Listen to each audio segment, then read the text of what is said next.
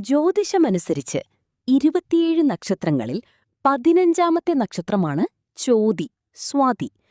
തുലാം രാശിയിൽ ഉൾപ്പെടുന്ന ഈ നക്ഷത്രത്തിന്റെ ദേവത വായു ഭഗവാനാണ്. ഈ നക്ഷത്രത്തിന്റെ ചില പ്രധാന പ്രത്യേകതകൾ താഴെ പറയുന്നവയാണ്.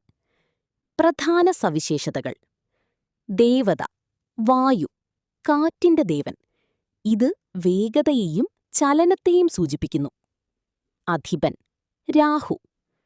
രാശി തുലാം, പൂർണ്ണമായും തുലാം രാശിയിൽ വരുന്നു. ചിഹ്നം പവിഴം അല്ലെങ്കിൽ കാറ്റിലാടുന്ന ഇളം പുൽനാമ്പ്. ഇത് വഴക്കത്തെയും അതിജീവനത്തെയും കാണിക്കുന്നു.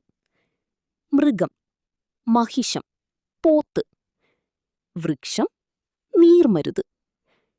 സ്വഭാവഗുണങ്ങൾ: സ്വാതന്ത്ര്യലബ്ധി. ഇവർ സ്വന്തം കാലിൽ നിൽക്കാൻ ആഗ്രഹിക്കുന്നവരും നിയന്ത്രണങ്ങൾ ഇഷ്ടപ്പെടാത്തവരുമായിരിക്കും. മൃദുഭാഷികൾ.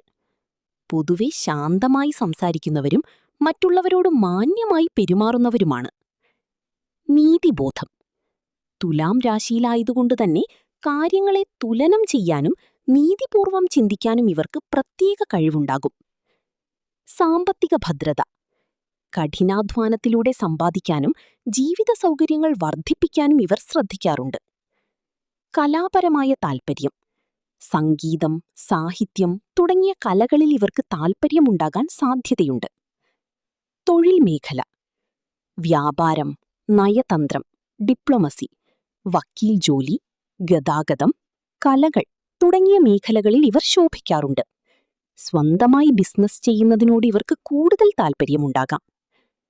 അനുകൂല നക്ഷത്രങ്ങൾ: ചോതി നക്ഷത്രക്കാർക്ക് അശ്വതി, മകയിരം, പുണർദ്ധം, വിശാഖം 4ാം പാദം, അനിഴം തുടങ്ങിയ നക്ഷത്രങ്ങൾ ഗുണകരമായി വരാറുണ്ട്.